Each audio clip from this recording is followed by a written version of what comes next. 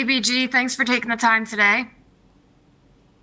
Thank We'll you. get, we'll get started here with Chris Franklin and then John McMullen. Who is Hey, Chris? BG. Who is Chris? Oh, yeah, I'll get back on. Nah, I'm just Hey, messing with you. What up, man? what's up, man? Hey, it's another open practice for you. What's it like to every time, get to practice in front of a stadium full of fans? And has there been an open practice moment through your career that just stood out to you? You know what? It's always fun to get the before the real stuff happen, like, the crowd, the noise, get some of the guys used to just being in the stadium, seeing the balls, coming in for the receivers, intercepting balls for the linebackers and DBs and whoever else. But I think, yeah, man, you just get that adrenaline going when you get in that stadium. And what stood up to me the most was when we used to have everybody to salute a service come and we used to do the jerseys on in the stadium, but now they do it at practice. But I remember them days; those used to be cool nights. John, I don't see your hand up anymore, so we'll go to Al and then Yeah, Martin. I'm good. I'm good, Allie. I'm ready. Okay, Sorry. go for it. Hey, BG, what's up, bud? What's up, man? I was talking to somebody about the depth on the defensive line. At least us, it looks really, really deep. You've been around for a while. Obviously, you've seen a lot of great defensive lines. Where do you guys think you are depth-wise? Man, we in a great position, man. We stay healthy. I really like just how things are flowing for us. You got a lot of hungry guys right now, and you see that everybody got the ability, man. It's about those little things, like I tell them, that stick out the most. So that's what we all trying to continue to keep building, because we know we got something special. And man, it's just been cool just to see like some of the guys take that next step in their game, just from learning from us and just what they did this offseason and learning now even while they're here. But yeah, man, we are deep, but we got to stay healthy and we got to stay focused and together. We'll go to Al and then Martin. Hey, BG, how you doing? All right. Listen, about a week ago, actually at his first press conference, Jalen Hurts talked about how a good practice to forget about last year and just focus on the 2023 team was to, find its own identity. Do you use training camp to build that identity? Do you think you're taking steps towards building a unique identity for the 2023 team? I really do. I think we're taking big steps right now, man. I mean, every time we get together, the things that we do, those are the little things that start to build you. The stories that we share together, and while we on the field, listening to our coach / talking about other things too. You know how it is, man. You just building that right now, and I think that a lot of the guys just trying to enjoy every day, man, because the time is flying, and we'll be cutting people before you know it, and the season to be here. So everybody's just trying to enjoy one another and make the best of this situation, man. And I think Coach does a great job of connecting and making sure that we do connect and do little fun, little things in our meeting rooms. And man, it's all kind of good stuff going on right now, man. I'm hoping that everybody taking advantage of. Go ahead, Martin, and then Dave Zangaro. Hey, BG. I kind of wanted to take you down memory lane a little bit with this being the 20th anniversary of the link. I was wondering, like, top of your head, if like there's one memory that kind of stands out and why. You know what? It's always great when we can celebrate on that field and knowing that you're going to the Super Bowl. So I will have to go with when we beat Minnesota the first time. That was the hypest I ever seen the stadium. And then, of course, last year, I stayed a little longer, even last year, because of, you don't always get to that moment. And, man, I'm happy to be able to have been there for the tough times. But, those are the two that stick out to me when we know we heading to the Super Bowl. Go ahead, Dave, and then Tim. Hey, BG. We've seen you and Lane have so many battles throughout the years, one-on-ones and team drills. What do you think has been the benefit for both of you guys facing each other as much as you have? Well, Lane has been the best. He's finally getting his just due now these last, 4 or 5 years. But, man, Lane has been somebody who's athletic, a guy that always switches up his set. I mean, you don't know what you're going to get sometimes with him. He's very crafty, and I think what helped me the most with him is, making sure that I stick to what I do and don't get Because if I'm not as crafty as him, why would I try to? That's what kind of frustrates you, man. He frustrates you a lot because you think you know, and then next thing you know, he'll switch it up on you, and that's what I can respect with Lane. So with me, I try to do what I'm more good at, and I try to set him up with a bull, and I set my second move off how he handled my bull. You know, sometimes I stick with my bull, or sometimes I go with an outside swipe because I know he got to put his hands on me because sometimes he don't give me his hands. But that's what I'm saying, man. It's a chess game that me and Lane always have, you know, played over the years, man, and I think he's helped me so much because a lot of guys are not like him. We'll go to Tim and then Zach. Hey, Brandon, Jalen Carter said that you were one of the first guys that approached him in the building when he got here. Just curious, you know, what you're noticing about him in terms of his acclimation off the field. I mean, man, it's been cool to see that you gaining his trust each and every day. I mean, I know he's one of those guys that don't trust easy, and so I love that he's even, you know, bringing my name up in the conversation because all I wanted, like I told him, I just want to see you win, and I want us all to win with you winning because it's only gonna help the team. And so I know that for me, I'm just trying to get him to just keep being him, like come in and learn the technique, but make sure what got you here, you do well, and that's just working it every day. That's what is getting off the ball, making sure that his intentions are trying to get after the quarterback, get to the quarterback, and do everything within the scheme, and just keep learning as you go. Because I know for me, being a rookie, especially first round, it's a lot of pressure coming in. A lot of people thinking, oh yeah, Jalen gonna do this and do that, but it's like, yeah, I believe that I'm gonna do that, but you got to put the work in, and I'm just showing them how to work. Being a pro, like how I was helped when I got in, and I'm just doing my service of serving someone else, man, trying to bring him up. Like I told him, I'm trying to get him paid for his family. So just make sure that you just, you know, come in and follow me, follow the guys, because we got a good group, and get to work. So that's all he's been doing, and I'm excited to see what he do. We'll go to Zach and then Olivia. Hey, Brandon, what's something that Sean Desai does that shows he has a background in education? Well, you know, he always asking guys, hey, read this up here, read this. Like he always good at keeping your attention in the meetings, I say. And that's what good teachers do. You know, they able to transfer the information and keep you engaged in the meetings. And not saying that everybody has their style, but you can tell that was one of the different ones, because most of the coaches, they ask you questions and it's just like one word, simple answers or whatever. But you know, he tried to make sure that you stay awake in the meetings, and he's got a good way of engaging. So, and then I found out that his mom and dad was teachers, so I just already started watching him and his mannerisms on how he do things in there and how comfortable he is. Because I mean, if I see myself as a coach one day, you know, it's like you do have to have good little, you know, things that you use to keep everybody's attention. So I'm just, you know, observing and paying attention.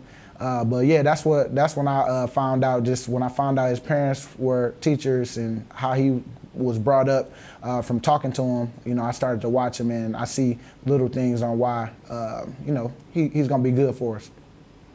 Olivia will be our last question for BG, and then we'll get Lane. Hi, Brandon. You just spoke about Lane and kind of the benefit of getting to face off against him in practice, in one-on-ones. Over the years, in what areas do you feel like he's helped you grow the most in your game? I think just talking to each other, picking each other's brain on why we do certain things and what we're looking at pre-snap, and just having someone that just has so many miles on his on his car, you know what I'm saying? And I think that Lane definitely has that experience, and I'm always trying to ask him different questions on why he did certain things, if he beat me or how I got him. He asked me, what did I see, you know, with him, and why did I do a certain move? So I think it's just the part of being able to have that communication with each other. It's better, both of us, and you know, having smart players that want to help each other, man. I'm telling you, it goes a long way, and we got a lot of guys on our team, a lot of smart guys on our team, and I'm happy that we all share our information because we only trying to help each other. Hey, Lane, thanks for taking the time today. Yep. We'll get started here with Rob Kestner and then Bo Wolf. Lane, what's going on, man? What's Want to up? ask you about what's up? Want to ask you about Jalen a little bit. Tomorrow he turns 25. Two interesting things kind of jumped out to me. One, Jeffrey Lurie said at the owners' meeting that he's the most mature 24-year-old that he had ever been around, and that included his son, Julian. And then, we asked Alameda the other day about him, and he said, I know he's 24, but it seems like he's turning 35. You've been around him now for a decent amount of time. When you have somebody that mature, do you ever have to get him to lighten up, or does he ever lighten up around you guys, or no? Yeah, I mean, when it's one-on-one and, we're relaxing, we have a good time. But, I think Jalen grew up, I think he has an older brother, and, he's been around his dad who's a coach, so he's always been in the locker room. I feel like maybe around older people his whole life. He's been talking football his whole life with an older group of guys. So, just whenever he came in, how his personality was then is how it is now. Very focused at all times when in the building. And then, obviously there is a lot of fun and lighthearted moments as well. But, yeah, man, he is. He's 24 going on 35. Go ahead, Bo, and then Dave. Hey, Lane, BG was just talking about your guys' one-on-one battles. If you had to guess over the years, how many times do you think you guys have lined up against each other? That would be a good question. Obviously it's been thousands. I'm not sure how many thousands, but probably about equal to what I've played on the field, I would assume. Just, all the reps, all the practices, all the training camps. Yeah, he's definitely the guy I probably had to block the most. Yeah, man, and what makes him so special is that, how low to the ground he is. He's listed at 6'1", but I think he might be 5'10", and he's listed at 285, but he might be 305. So he's one of those guys, man, that if he gets under you, when he bull rushes you, he's going to lift you up. So going against a guy like that during training camp teaches me to play at a lower pad level. Because any slight of mistake or any mishap with your hands, he's going to bull you back or do his hand swipe off of it. So, going against him every year definitely has helped me, helped my game, no question. And so can you guys still surprise each other at this point? I'm not really surprised. It's just, when you take a break for a little bit, like training camp, and then you come back, and then you have to get in the swing of things, like, oh, okay, this is what he's doing. Okay, I remember this. So it's just a refresher course kind of the first week. Go ahead, Dave, and then John. Along those lines, Lane, you've seen him obviously a ton of times. Is there still a benefit to facing him in practice as much as you do? Yeah, just like I said, there's not many guys that have that body type, that amount of power, that play that low to the ground. So, if you can handle a bull rush from BG 9 times out of 10, you can handle a bull rush from most guys in the league. So, I credit him with developing my game because, initially when I came in the league, when he got moved to end, man, he's bulled me back a lot. So, obviously had to get my technique right, get my hand usage right, and get physically stronger because, he was a guy that constantly demanded a guy to equal his. So, yeah, it has been a tough matchup for all these years. Go ahead, John, and then Zach. Hey, Lane, sort of the other end of the spectrum, you haven't seen him a ton, but you're getting to see him more, and that's Nolan Smith. Yeah. You've seen every kind of pass rusher. What is like the pros and cons for somebody who might be a little bit undersized, but is that athletic and that fast? Yeah, you look at, I'm not comparing him to this guy, but you see Micah Parsons, a guy that was tremendous speed, undersized, was at linebacker, and then they put him on the line of scrimmage, and you see what he's doing now. So a guy with that type of quickness, that type of burst, is a threat every time he's on the ball because he can get a tackle turned, and once he does that, he can kind of have his way. So you can never have enough explosive guys on the edge. Everybody has their uniqueness, so as him as a young guy, as he develops and gets stronger, and he can have a good power game and then set up everything off of that, it's going to be tough to stop him. And what I like about Nolan is he is a sponge, man. He's always asking questions. He's always a positive kid, too. He reminds me a lot of BG with just the positivity every day and what he brings. So, I think the sky's the limit for him, and he's just scratching what he's going to be. Go ahead, Zach, and then Martin. Lane, what perspective do you have on Joe Thomas, and I guess what do you respect most about his career?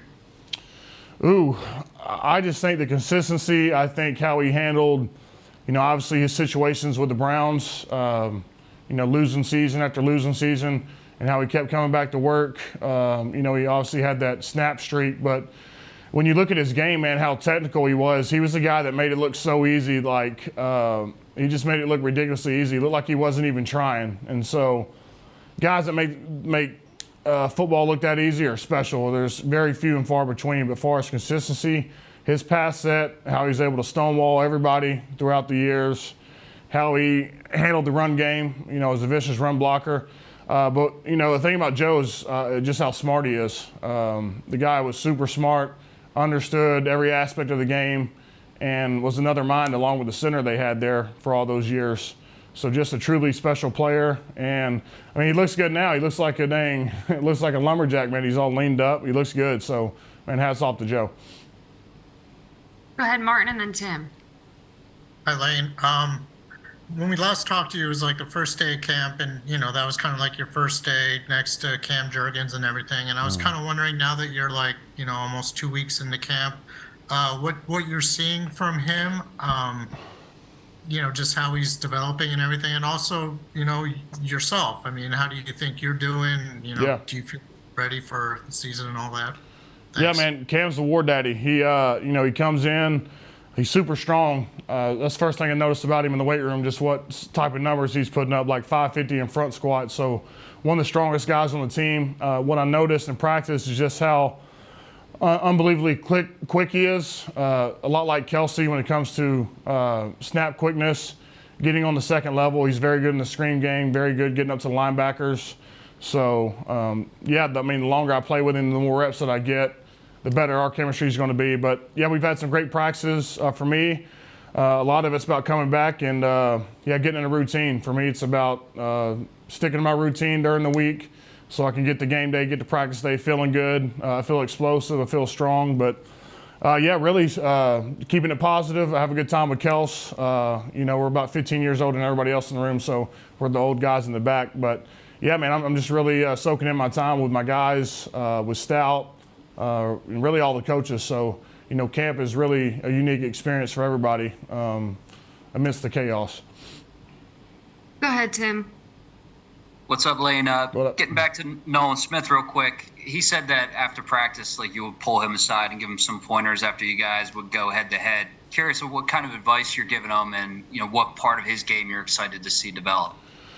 Yeah, I can see why he was so good at Georgia. You can see the intangibles, the speed, the quickness, and then, when you equal that athleticism with elite technique is when you're going to make an elite player. So he's one of those guys. I think once he figures out a move, he's going to learn from it and use it in kind of his repertoire. So for me, if I see anything out of him, I'll pull him aside and be like, hey man, I think you could maybe throw a spin move here. I think this move would work against this sort of tackle. But as the season goes on, I kind of I'll ask BG a lot of stuff. I'll ask Fletch a lot of stuff, and really try to get inside their heads. And then they'll kind of ask flip ideas off of me to see kind of what they're thinking, the O-line they're playing. So we've always had that in our arsenal over the years. But I feel like really I learned a lot from learning from the defensive players and what they're thinking. So that helps my game. Hey, DeVonta, I appreciate you taking the time today. We'll get started here with John McMullen. Hey, DeVonta. I'm curious to get your thoughts on Quez. I know he mentioned at the end of last year that maybe he didn't have the season he came in with a little bit of a chip on his shoulder. Seems to be playing with a lot of confidence. Have you noticed anything different about him sort of this training camp versus last training camp? He comes in every day, does the things that, we expect him to do. Whether it's, in the meeting room, asking questions and things like that. Any little thing that he sees somebody do that he likes, that he wants to put in his game, he's asking questions about it. And then just going out there, overall just being free playing, not thinking too much, just going out there, just being himself. Go ahead, Al, and then Ed. Hey, DeVonta, I asked this of BG about something that Jalen Hurts was saying last week about how he wants, in order to forget about last year, how important it was for this team to develop its own identity. Do you see you guys developing that new identity so far in camp? Yeah, working on trying to get there. Every year the team is different. So, the identity this year might be different from last year, but you definitely have to figure it out and find out what it is you do really well. I think that's what the purpose of training camp is, finding out what you do well as a team, as an offense, as a defense, special teams and things like that. So, figuring that out, and then, once we figure that out, just implement it into the game and do what we do. Go ahead, Ed, and then Zach. Yeah, hey, DeVonta. I'm curious, why do you like to go last in the individual drills and stuff? Like, you're always the last guy going through those drills. I'm just curious if there's a reason for that. That's just me. Kind of can see everybody else go. Kind of get the grasp of what we're doing, seeing what guys are doing. Just learning from if somebody's doing something wrong, what they're doing wrong, and if somebody's doing it right, what they're doing right. So, just seeing everybody else go through it, see what they're doing to make sure that I'm doing it the best I can. And then also I wanted to ask you about the receivers, trying to make this team, anybody standing out to you, guys like Joseph Nada, anybody else maybe in your opinion? I think all the guys are doing a great job, getting the grasp of the offense and things like that, going out there, playing to the standard that we hold ourselves to in the receiver room. Go ahead, Zach, and then Martin. Hey, DeVonta, your footwork in the ladder drill went viral last week. I'm curious, what are the keys to doing that well? And at what age did you really distinguish yourself in that drill? For me, ladder is, for myself, that's a good warm-up. That's the way to get loose, and things like that, get your feet going and things. But, as a receiver, that's what it's all about. It's all about the hands and the feet. And, myself being a smaller guy, it's more of my feet than my hands. So, got to make sure that I have my feet well intact to go out there and, do the things I need to do. Go ahead, Martin, and then Dave. Hey, DeVonta, I was wondering if I could ask you a Jalen Hurts related question. The other day in practice, there were two plays where, one, he rolled right and hit you on the sideline, and the other one he rolled left and hit you on the sideline. I know you've seen that from him many times before, but does it appear like he's kind of taken his game to another level so far in camp? And, just what you thought of those plays and those passes. As an offense, we talk about that all the time. Having a quarterback like Jalen, a guy that can get outside the pocket and extend plays. We always talk about scramble drill and things like that. You always got to stay alive because you never know when he's going to get up out of there. He can use his legs, get outside the pocket, extend the plays with his arm, his legs, and things like that. So as a receiver, you have to always be ready. So that's something that Nick, gets on us a lot about, making sure that we stay alive. Go ahead, Dave, and then Rob Kessner. Hey, DeVonta, on those catches on the sideline, do you always know if you're in or out? And how do you go about kind of just developing that skill? It's something that you can work on, things like that. We do an individual every now and then, but it's also just, a feeling. Like, you kind of feel when you're getting too close to the sideline. You definitely know if you're in or out. It can be like your plant foot. Like, sometimes when you plant your front foot be out of bounds, but you have the back one in, the one that you're dragging. So it's kind of just like, if you're in or not the whole time. Go ahead, Rob, and then Tim. DeVonta, I want to ask you about AJ a little bit. A year ago, he walks into Philadelphia new to the city, new to everything that's happening. And we've seen in other sports where guys maybe struggle with that part of just adapting to new teammates, new routines, all the parts that comes with being a pro. It didn't seem like that affected him. Do you have an opinion as to why? Every guy is different. Every guy, does things differently. Every guy holds themselves to a different standard and things like that. I think it's just all based on his character, the way that he is, the type of guy he is. He knows what he has to do. He knows the expectations that are in front of him. And he's a guy that's going to demand it upon himself to go out there and be the best that he can be. And I feel like that's why it doesn't bother him being in a place like this, because he goes out there and he knows what he has to do, and he holds himself to a high standard. We'll take one more here with Tim. DeVonta, just going back to the footwork, what goes into developing that, of getting it to that level? Like, what kind of hours, what kind of work? Like, how'd you get to that spot? You just have to work on it. It's not something you work on for hours and hours. You kind of just do the drills and that's that. And as you go, you just get better and better. If you're if you're not getting better doing the drill, then maybe you need to, stop doing it and find another way to get better at doing, footwork things, something like that. Not all footwork drills are are easy. It's some of them that I can do, some that I can't do. And the ones that I can't do, I just stay away from and just find another way to work on my footwork.